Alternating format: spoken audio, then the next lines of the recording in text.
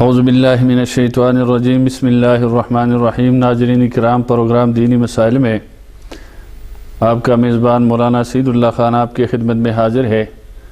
آج ہم جو موضوع اور ٹاپک پہلے سے چل رہا ہے اسی حوالے سے ایک نئے ٹاپک کے ساتھ حاضر ہوئے ہیں، جو الحاد کے حوالے سے آج یہ تیسرا پروگرام ہے ہمارا، اور اس وقت کی اہم ضرورت ہے کہ اس پر بات کی جائے، اور پروگرام میں ہم مختلف علماء کرام، مفتیان اعظام کو ہم مدعو کرتے ہیں کہ وہ اس مسئلے پر اور اس فتنے پر سیر حاصل گفتگو کرے، ناظرین کے اشکالات، اعتراضات، سوالات کو حد المقدور کوشش کرتے ہیں ہم کہ وہ دور ہو۔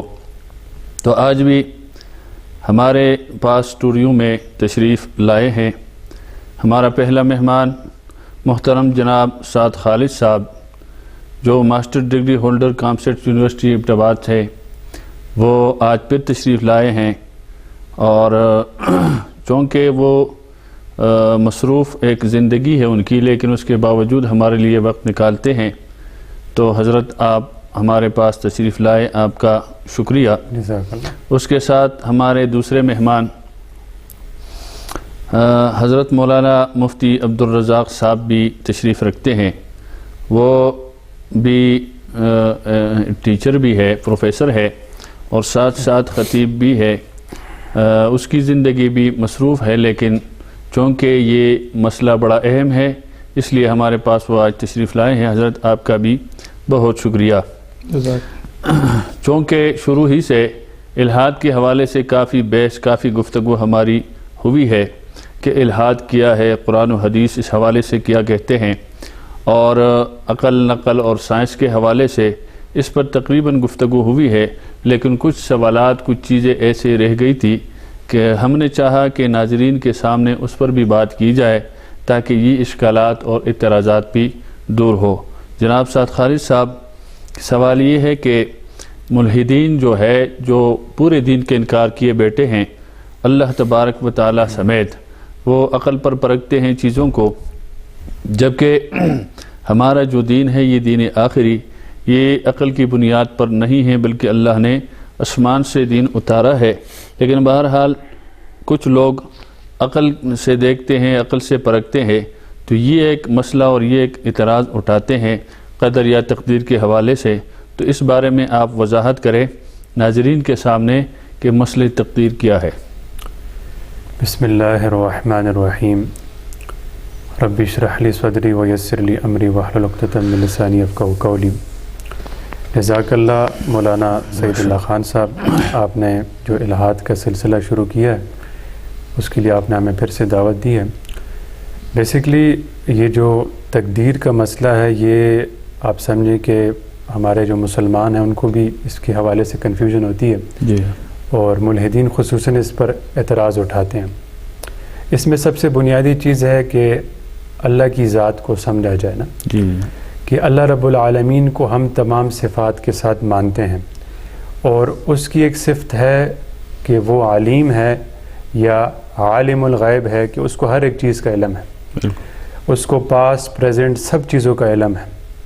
اب تقدیر کے حوالے سے اگر ہم دیکھیں، جو عام اس کی کلاسیفیکیشن ہوتی ہے، یعلم ما بین ایدیہم جی، وما خلفہم، جی، تقدیر کے حوالے سے یعنی ایک وہ تقدیر ہے کہ جس کو معلق کہتے ہیں، یعنی انسان کوئی صدقہ خیرات کرتا ہے اور دعا کرتا ہے تو وہ بلا دور ہو جاتی ہے۔ ایک مبرم ہے، یعنی کہ موت کا وقت طے ہو گیا تو وہ تبدیل نہیں ہوتی۔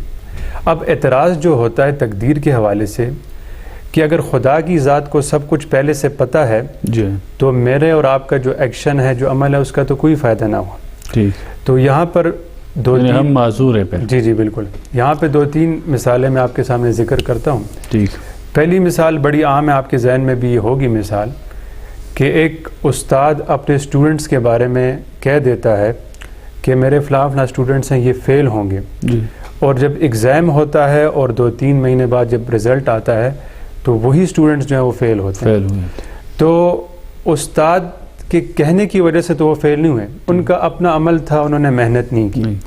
دوسرا آپ اس کو اس طرح دیکھیں کہ جیسے دو گاڑیاں آ رہی ہیں اور یقیناً انہوں نے ابھی ٹکرانا ہے, 2-3 سیکنڈ بعد 4 سیکنڈ بعد انہوں نے ٹکرانا ہے, اور میں کاغذ پہ پہلے لکھ لیتا ہوں کہ یہ دونوں ٹکرائیں گی, اور ان کے ٹکرانے کے بعد کیا مجھے لکھنے کی وجہ سے جرم میرے اوپر عائد ہوگا کہ بھئی آپ نے لکھا تو وہ ٹکرائیں؟ ایسا نہیں ہوگا. یا آپ اس کو اس طرح دیکھ لیں کہ بھئی جو چارٹ ہوتا ہے اس پہ لکھا ہوتا ہے کہ اتنے بجے سورج جو ہے نا وہ طلوع ہوگا, اور اسی وقت پہ سورج طلوع ہوتا ہے, ایسٹیمیشن ہوتا ہے, پہلے سے بتایا جاتا ہے. تو کیا چارٹ میں لکھنے کی وجہ سے سورج اس ٹائم پہ نکلا کہ وہ باقاعدہ اس ٹائم اس نے نکلنا تھا؟ بہرحال ہیومن کانشسنس جو ہے نا, انسانی شعور, تو اس کو یعنی کافی لوگوں نے مانا ہے. ایک فلسفی ہیں ڈیکارٹ کے نام سے, بڑے مشہور, ان کا ایک مشہور کوٹ ہے, وہ کہتے ہیں کہ I think there for I am, کہ میں سوچتا ہوں اس کا مطلب ہے کہ میں ہوں. اسی طرح راجر پین روز ایک ہیں, یعنی ان کے بارے میں آتا ہے, وہ یہ کہتے ہیں کہ یہ جو کانشسنس ہے یہ یعنی ایک بہت کوانٹم لیول پر ہمارے مائنڈ کے اندر یعنی ایک فینومینا ہوتا ہے کہ جو پیورلی کلاسیکل فزکس کے ذریعے سے ہم اس کو ڈیٹیکٹ نہیں کر سکتے. اور اسی طرح سر جان ایکلس ہیں, وہ بھی اس طرح کی وہ نیورو فزسسٹ ہیں, وہ یہ کہتے ہیں کہ یعنی کانشسنس ہے یہ ایک نان مٹیریل چیز ہے اور اس کا مائنڈ کے ساتھ تعلق ہوتا ہے. اسی طرح اگر ہم یعنی فری ول کی جب بات کرتے ہیں تو فری ول میں ہمارے پاس اسپائنوزا ایک فلسفی ہیں, وہ اس کانسیپٹ کو ڈینائی کرتے ہیں. وہ کہتے ہیں کہ انسانی اختیار کچھ بھی نہیں ہے, یہ نیچرل لاز ہیں اور کاز اینڈ افیکٹ کا اثر ہے جس کی وجہ سے ہمارے سامنے جو حالات پیش آتے ہیں. اسی طرح شاپن ہاور ہے, وہ بھی یعنی کہتا ہے کہ یہ جو فری ول ہے یہ بیسیکلی ایک دھوکہ, ایلوژن ہے. اگر جب ہم نئے ایتھیسٹ کی بات کریں, جو موجودہ بڑے ایتھیسٹ ہیں جس میں سیم ہیرس ہے, جس کے بارے میں نے پہلے بھی ذکر کیا کہ جو کسی مذہب کو یا خدا کو نہ مان کے روحانیت کو مان رہے ہیں, یا ڈینیل ڈینٹ ہے, وہ کہتے ہیں کہ یہ فری ول کا جو کانسیپٹ ہے یہ بیسیکلی ایک ایلوژن ہے, یہ ایک مطلب دھوکہ آپ سمجھ لیں, اس کی کوئی ویلیو نہیں ہے. اچھا, اب اس میں کیا مسئلہ ہے؟ جو لوگ یہ کہتے ہیں کہ فری ول کا کانسیپٹ یہ اس کی یعنی میں فری ول کو نہیں مانتا, یہ ایک ایلوژن ہے, جسٹ ہمارے دماغ کے کیمیکلز ہیں اس کا ایک اثر ہے, تو جو یہ کہہ رہے کہ میں فری ول کو نہیں ماننا, بیسیکلی وہ خود فری ول کو مان کے ایک چوائس کو سامنے رکھ رہا ہے, اپنی فری ول سے کانشسنس ہے وہ کہہ رہا ہے کہ میں اس کو نہیں مانتا. اور اگر وہ اس بیس پہ نہیں مانتا کہ یہ ایک میٹافزیکل چیز ہے, ایبسٹریکٹ چیز ہے جس کو ہم دیکھ نہیں سکتے, مافوق الفطرت چیز ہے, تو اس کا نہ ماننا بھی مافوق الفطرت بنتا ہے اور یہ بھی ایک مغالطہ ہے.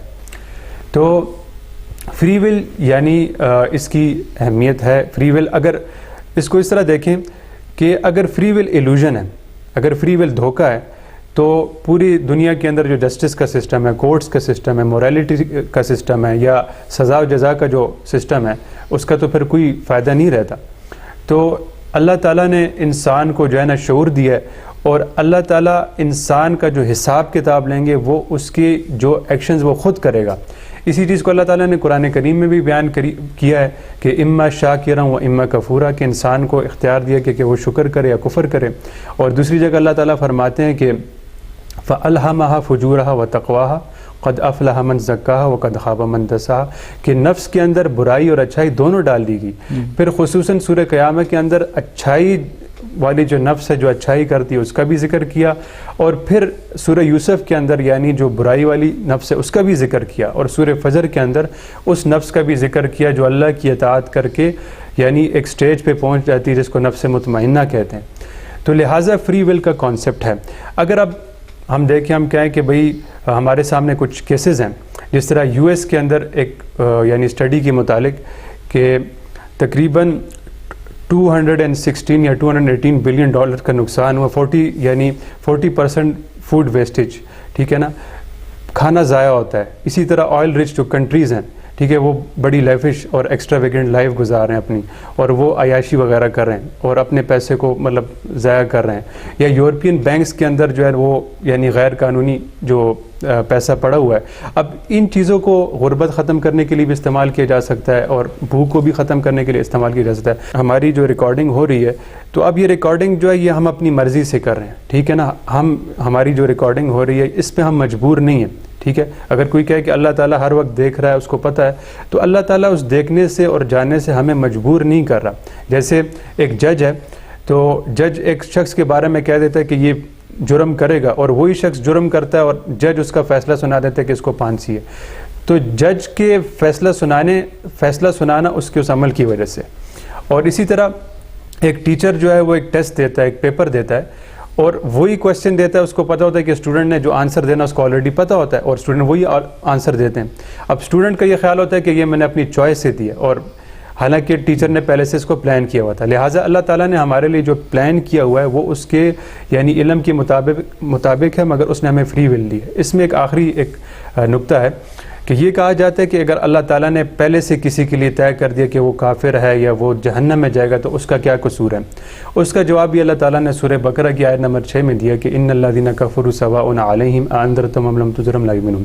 اس کی تفسیر میں حضرت عبداللہ بن عباس رضی اللہ عنہ فرماتے ہیں کہ یہ ان کے بارے میں کہ جو لوگ کفر پر اڑ گئے، واضح دلائل دیکھنے کے بعد بھی کفر پہ اڑے رہے، پھر ختم اللہ علی قلوبہم، ان کے دلوں پر مہر لگی. تو یہ دلوں پر مہر لگنا جو ہے یہ انسان خود اپنی ضد ہٹ درمی کی وجہ سے اور دلائل کو دیکھنے کے بعد اپنی فری ول سے جو ہے نا وہ کرتا ہے.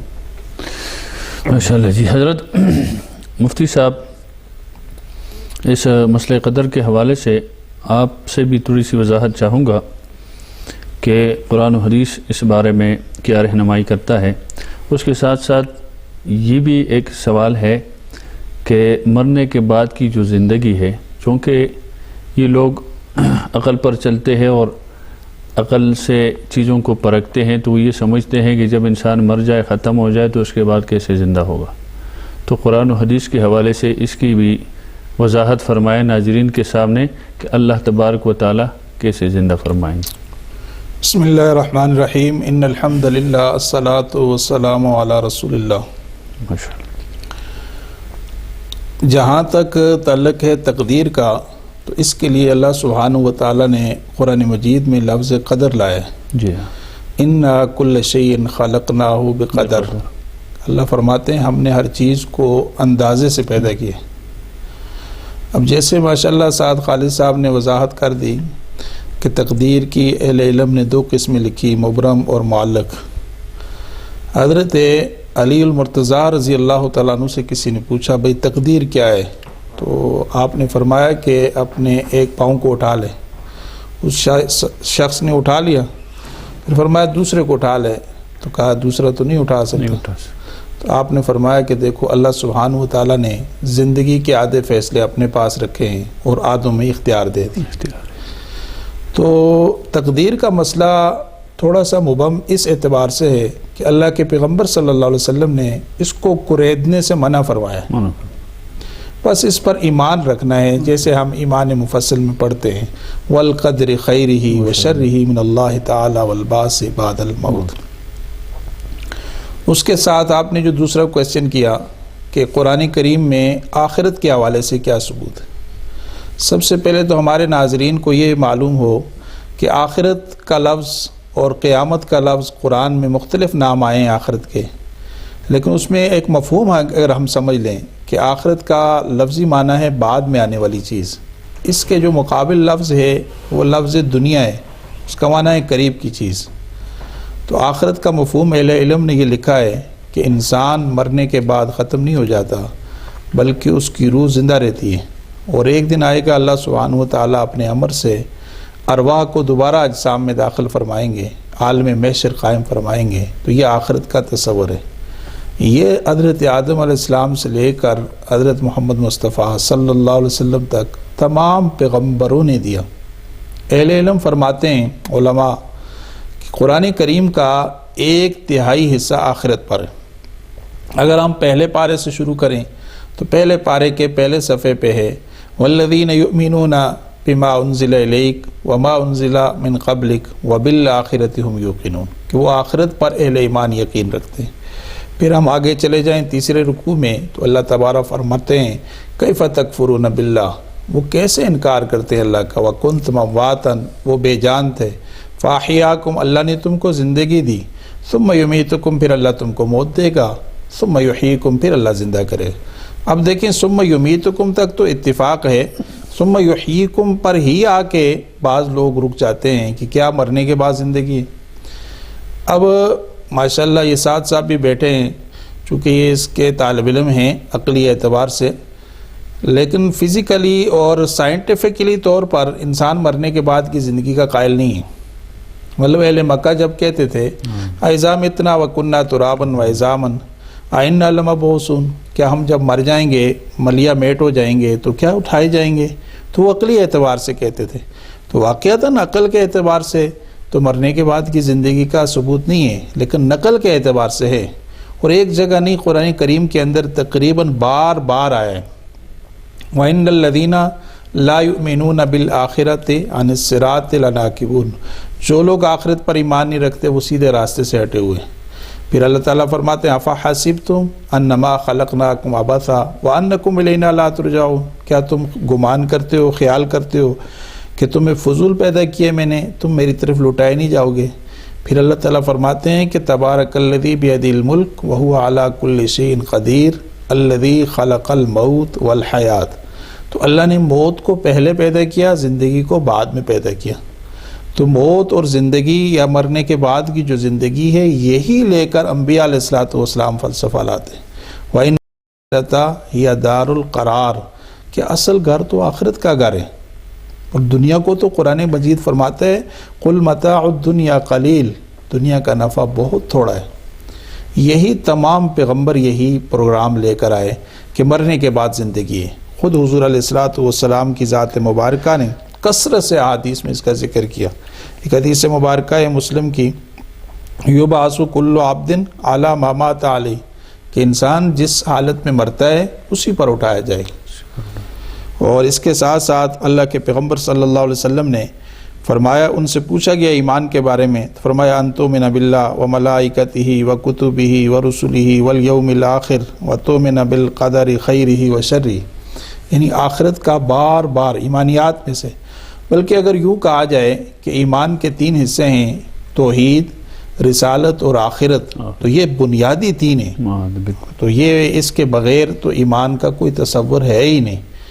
और ये बात ऐसे ही सच है कि देखिए, अगर इंसान ज़रा सा भी तसव्वुर करे कि ख़ुद हुज़ूर अलैहिस्सलातु वस्सलाम ने कितनी तंग दस्ती की ज़िंदगी गुजारी, मतलब है कि हदीसों में आता है कि आपके घर में महीनों तक चूल्हा नहीं जलता था। और अल्लाह के पैगम्बर सल्लल्लाहु अलैहि वसल्लम ने ये मुशक्क़तें इसलिए उठाई कि असल ज़िंदगी आखिरत की ज़िंदगी। बिल्कुल जी, माशाअल्लाह। नाज़रीन, बात दरअसल ये है कि एक अल्लाह पाक ने हर इंसान को अक़ल और शऊर दिया है, और कुरान में भी अल्लाह पाक बार बार इरशाद फरमाते हैं कि इन्न फ़ी ज़ालिका लआयातिन लिउलिल अलबाब, अक़ल वालों के लिए निशानी है। अगर एक आदमी के अंदर अक़ल है और वाकई वो उनसे काम ले तो अक़ल से भी इन तमाम चीज़ों को साबित कर सकता है। लेकिन एक आदमी के अंदर ज़िद है, हठधर्मी है, जैसे हज़रत ने इशारा किया कि मुशरिकीन मक्का थे तो वो ज़िद और हठधर्मी पर उतराए थे।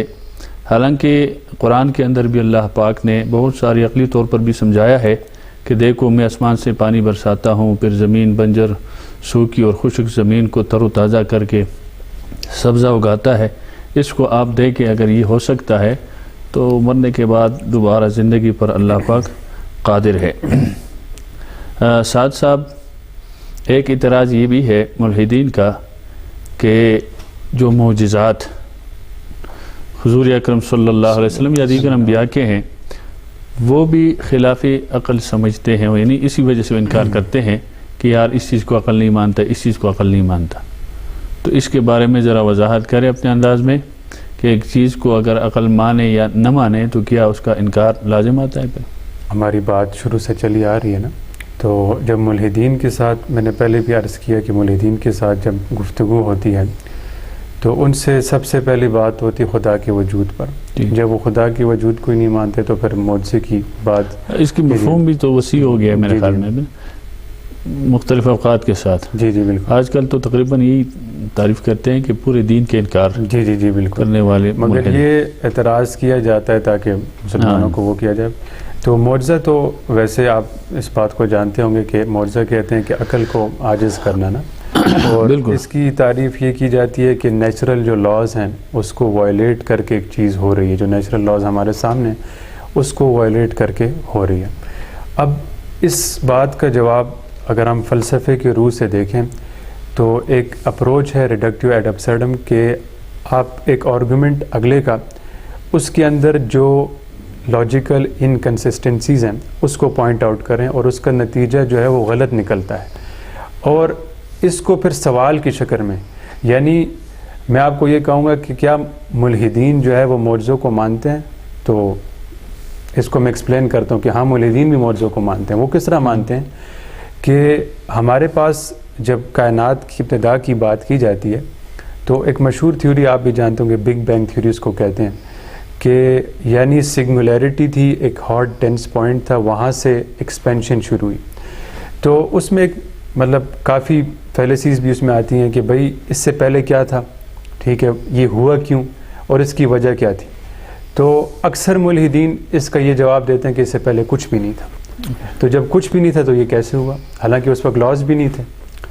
اور فزکس کا ایک لا ہے, لا آف تھرمو ڈائنامکس, ٹھیک ہے, اس کو اگر اپلائی کیا جائے یا اس کو بعض سائنسدان کرتے ہیں اپلائی, تو وہ یہ ہے کہ energy can not be created not be destroyed. وہ ڈسٹرائے بھی نہیں ہو سکتی, کریٹ بھی نہیں ہو سکتی.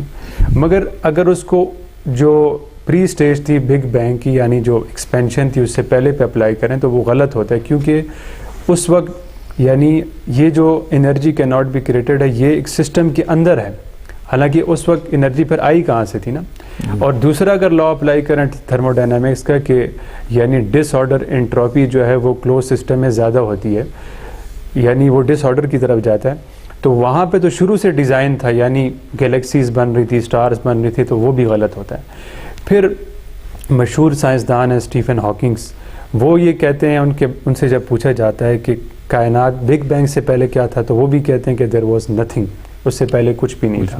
ٹھیک ہے, تو اس کو آپ کہہ سکتے ہیں منطق کی اصطلاح میں اپیل ٹو اگنورنس ہے نا, کہ ایک چیز کے بارے میں آپ کو نہیں پتہ تو آپ اس کو مطلب اس کا انکار کر رہے ہیں کہ بھئی اس سے پہلے کچھ نہیں تھا. یا یہ کہا جائے کہ گریوٹی کے ذریعے سے بنی کائنات, گریوٹی نے بنایا, تو یہ بھی غلط ہے کیونکہ گریوٹی تو کائنات بننے کے بعد تھی. اور پھر مختلف ملحدین یوں کرتے ہیں کہ وہ اس طرح کے سائنسدانوں کے نام دیتے ہیں کہ وہ ملحد ہیں تو ہم بھی یعنی الحاد ٹھیک ہے. تو یہ بھی ایک فیلسی ہے, اس کو کہتے ہیں اپیل ٹو اتھارٹی, کہ کوئی بندہ ملحد ہے اس کی لاجیکل اس ڈسکشنز میں نہ جانا, وہ ملحد ہے تو بس ٹھیک ہے ہم بھی جو ہے نا الحاد کی طرف ہیں. یا کوئی خاص بینڈ ویگن فیلسی, ایک فیلسی ہے کہ خاص طبقہ جو ہے وہ یعنی ملحد ہے تو ہم بھی ملحد ہو گئے. تو لہٰذا یعنی یہ کیوں ہوا, کیسے ہوا, اور یعنی انرجی نتھنگنیس سے آنا یہ بالکل غلط ہے. پھر اس میں مختلف اور بھی چیزیں. اب کوانٹم میکینکس کے اندر ایک کانسیپٹ ہے پائلٹ ویو کا, جو کہ خود ایک نان مٹیریل دکھائی نہیں دیتا, ٹھیک ہے, مگر اس کو تھیوریٹیکلی مانا جاتا ہے کہ جس کے ذریعے سے جو سب ایٹامک پارٹیکلز ہیں ان کی جو مومنٹس ہے وہ ہوتی ہے. اب اس کو بھی مانتے ہیں. پھر ڈارک انرجی جو نظر نہیں آتی اس کو بھی مانا جاتا ہے, اور وہ بھی ایک تھیوریٹیکل کانسیپٹ ہے, وہ امپیریکلی دیکھا نہیں جاتا. حالانکہ جب خدا کی بات ہوتی ہے یا مختلف چیزوں کی تو تب ملحدین حضرات کیا کہتے ہیں کہ ہمیں کوئی ایسا ایویڈنس دو جو ظاہر ہو. اب ڈارک انرجی کے ذریعے مانا جاتا ہے کہ یونیورس پھیل, حالانکہ وہ نظر نہیں آتی. اور پھر ایک تھیوری ہے ملٹی ورس تھیوری, جو خود اپنے آپ میں یعنی جس کو کہتے ہیں کہ مغالطات پہ مبنی ہے, کہ یہ جو کائنات ہمارے پاس ہے یہ ان گنت کائنات ملٹی ورسز کا ایک نتیجہ ہے جو ہمیں یہ کائنات ملی ہے. تو اس کے اندر بھی ایک تسلسل کا وہ آتا ہے, مغالطہ آتا ہے کہ وہ جتنی کائناتیں ہیں ان کو کس نے بنایا اور یہ سلسلہ کہاں سے شروع ہوا, تو اس کے جوابات نہیں ہیں. پھر اسی طرح اے بایوجینیسس کی تھیوری ہے کہ یعنی نان لیونگ میٹر تھا, ٹھیک ہے, نان لیونگ مادہ تھا, اس سے لائف کا وجود میں آنا. تو یہ خود یعنی جو بایوجینیسس کی تھیوری ہے کہ لائف جو ہے وہ آلریڈی لیونگ پری ایگزسٹنگ لائف سے لائف وجود میں آئے گی، اس کو وہ کرتی ہے۔ اور جو پہلی میں نے بات کی لا آف کوزیلٹی، یعنی کہ ہر ایک جو افیکٹ ہے اس کے پیچھے کاز ہے، تو یہ جو بگ بینگ ہے یہ اس کے ساتھ جو ہے نا وہ کرتا ہے۔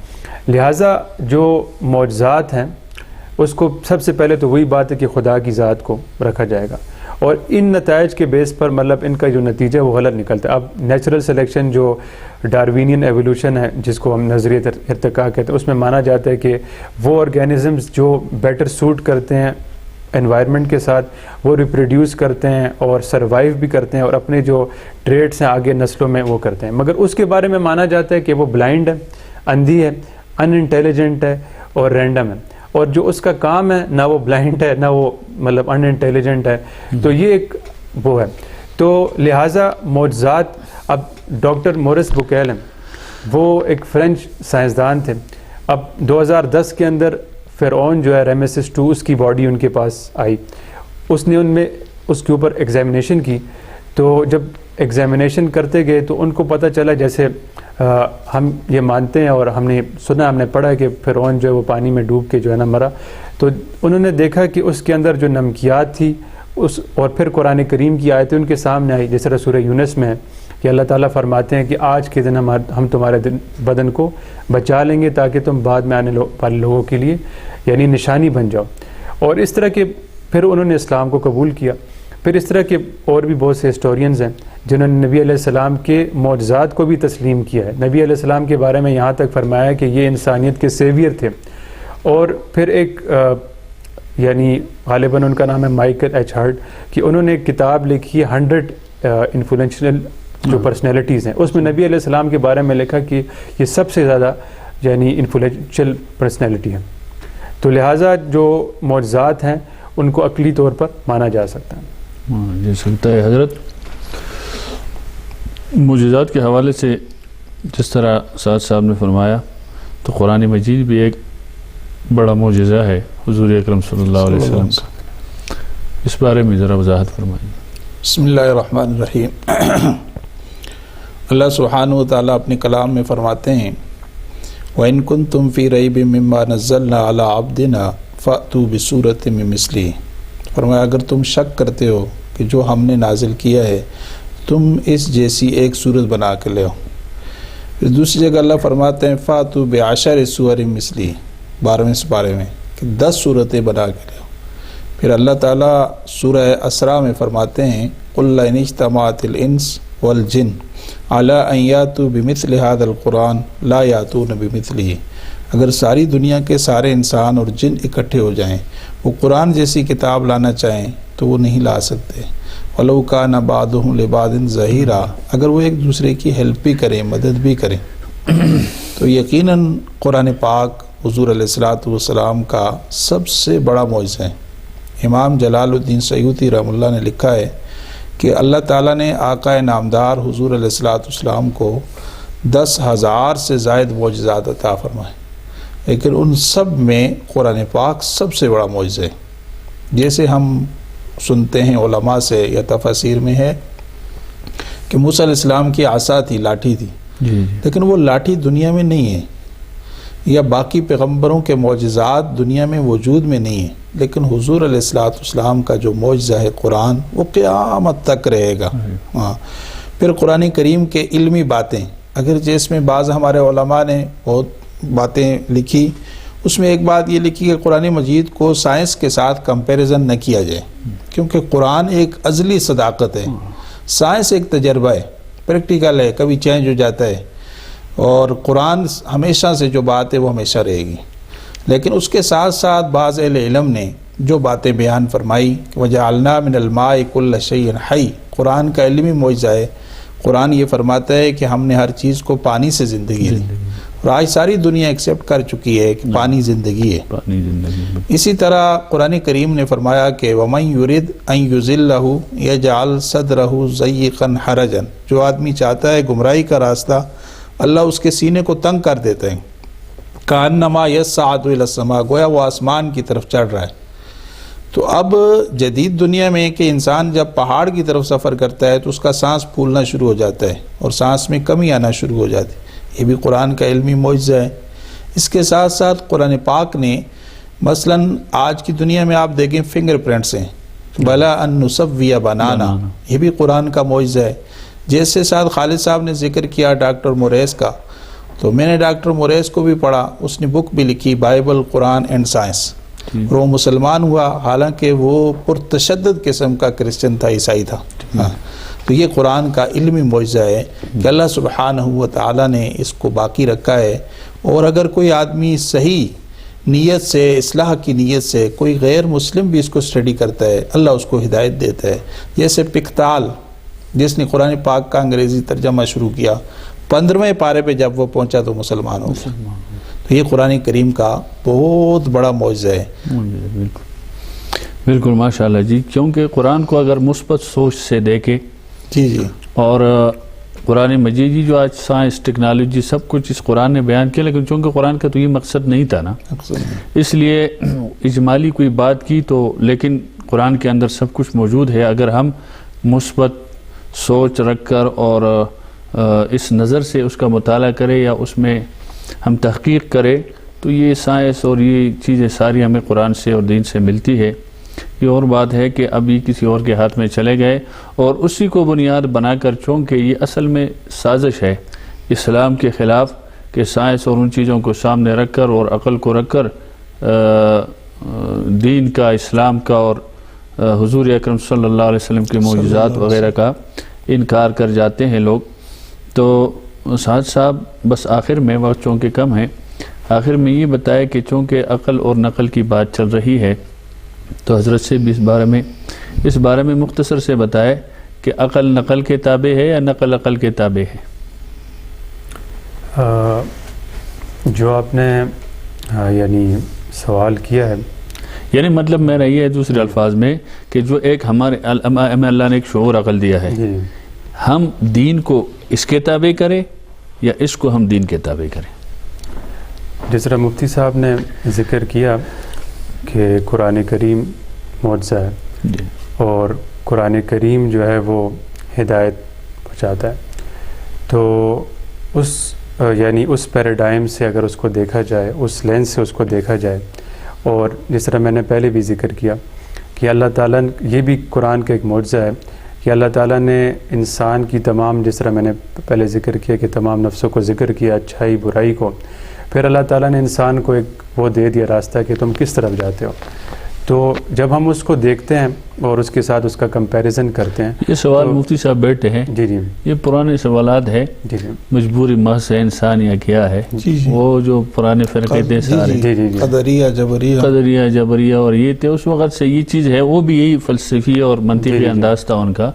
جیسے یہ سوال بھی ہے کہ ایک فرقہ بن کے گمراہ ہو گیا تھا کہ خیر کا خالق اللہ ہے اور شر کا خالق اور ہے۔ بہرحال اس پر تو ماشاءاللہ زبردست قسم کی جوابات آئے ہیں، بس آپ اپنی بات جاری رکھیں تو لہٰذا کہ ہم یعنی عقل کو اپنے دین کے تابع کریں۔ عقل کی لمیٹیشنز ہیں، کیونکہ عقل انلیمیٹڈ نہیں ہے نا، تو جو اللہ تعالیٰ نے ہمیں لمیٹڈ عقل دی ہے، ٹھیک ہے، اس کے ذریعے سے جان کے کیس کا خالق کون ہے، بنانے والا کون ہے، میرا بنانے والا کون ہے، تو اس کو پھر اس یعنی آخرت کے سفر کے لیے، اور پھر یہ ساری چیزیں اس کے ساتھ کنیکٹڈ ہیں کہ انسان موریلٹی کو پسند کرتا ہے، جسٹس، یہ سارا کچھ، تو ایک مقصد نظر آتا ہے، اور وہ پھر دائمی مقصد یعنی آخرت کا مقصد ہے، تو لہٰذا عقل کو نقل کے تابع کرنا چاہیے۔ حضرت آپ بھی اس حوالے سے ذرا فرمائیں کہ نقل کو عقل کے تابع کریں یا عقل کو، یعنی نقل مطلب یہ ہے کہ قرآن و حدیث کے دین کے ہم تابع کریں، تو اس بارے میں ذرا وضاحت فرمائیے۔ بسم اللہ الرحمن الرحیم۔ اس میں تو ماشاءاللہ اہل علم نے جو بات لکھی ہے کہ یہ جو عام طور پہ ہم جب سردیوں میں چمڑے کے موزے پہنتے ہیں تو اس میں ہم مسح کرتے ہیں، پھر تو وہ مسح ہم پاؤں کے اوپر کرتے ہیں۔ تو سیدنا علی المرتضیٰ رضی اللہ عنہ فرمایا کہ اگر دین عقل ہوتا تو پھر تو پاؤں کے نیچے مسح کرنا چاہیے تھا، لیکن دین عقل ہے، دین نقل ہے، مطلب ہے دین سارے کا سارا نقل ہے، عقل محدود ہے۔ اور دیکھیں اقبال نے بھی کیا خوب کہا کہ بے خطر کود پڑا آتش نمرود میں عشق، عقل محو تماشا ہے لبے بام ابھی، کہ عقل سے اگر پوچھو تو اتنی بڑی آگ میں ابراہیم چھلانگ نہیں لگا سکتے۔ تو یہ کیا تھا؟ حضرت ابراہیم کا اللہ سبحانہ و تعالیٰ علیہ السلام کا اللہ کے ساتھ محبت اور عشق تھا۔ تو عقل سے ماورا ہے وہ چیز، عقل بہت محدود ہے۔ یہ اگرچہ اپنی جگہ ماشاءاللہ انہوں نے بہت اچھی گفتگو کی کہ ان فی ذالک لذکری لأولی الالباب، قرآن نے عقل کا بار بار تذکرہ کیا ہے۔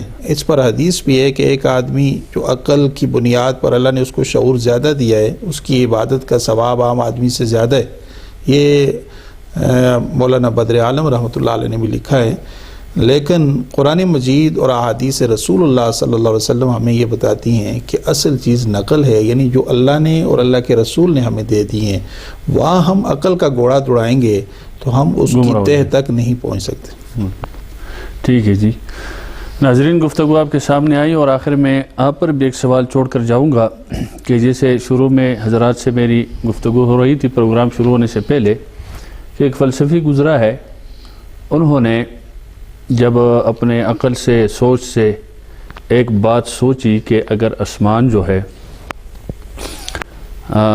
یہ کمان ہے، تیر کمان جو ہوتا ہے، یہ کمان اور جو مصیبتیں آتی ہے انسانوں پر، اس کو تیر سے انہوں نے تعبیر کیا کہ سارے تیر ہو، اور اس کا مارنے والا اللہ رب العزت کو انہوں نے سوچا اور فکر کی کہ اللہ تبارک و تعالیٰ گویا کہ آسمان کو کمان بنا کر مصیبتیں تیر بنا کر، اور ہم اس کے ہدف ہیں، یعنی انسان ہمیں مار رہا ہے، تو اس سے ہم کیسے بچ سکتے ہیں؟ کیونکہ جو مارنے والا ہے وہ بھی پاورفل ہے، طاقتور ہے اللہ کی ذات، اور آسمان جیسا بہت بڑی مخلوق ہے وہ کمان ہے، اور مصیبتیں جو ہر طرف سے گھیرے میں ہے ہم، وہ تیروں کی یعنی بارش ہے ہم پر، تو ان سے ہم کیسے بچیں گے؟ تو ایک پیغمبر ملا تھا ان کو، اور اس نے اس کا عقلی طور پر جواب دیا تھا۔ تو ناظرین اگلے پروگرام تک کوشش کریں آپ کہ وہ کون تھا اور کیا جواب دیا تھا، تو ہم منتظر رہیں گے، نہیں تو انشاءاللہ اگلے پروگرام میں اس کا جواب ہم خود دیں گے۔ تو عقلی طور پر اس کو سمجھا دیا کہ اس سے کیسے بچا جا سکتا ہے، جب پاورفل آدمی آپ کو مار رہا ہو، اس طرح تیروں کی بارش کر رہا ہو، تو آپ کے پاس بھی ایک ہتھیار ہے، آپ بچ سکتے ہیں۔ بہرحال یہ سوال آپ پر چھوڑ دیا ہے، تحقیق کریں۔ مہمانوں کا ایک مرتبہ پھر شکریہ ادا کرتا ہوں، اور اس امید کے ساتھ کہ جو گفتگو ہم نے کی ناظرین نے سنی، اللہ تبارک و تعالی ہمیں عمل کی توفیق عطا فرمائے، اور قرآن و حدیث اور دین کے ساتھ وابستہ و تعلق رکھنے کی توفیق عطا فرمائے۔ اجازت دیجیے اپنے میزبان مولانا سید اللہ خان کو۔ اللہ حافظ۔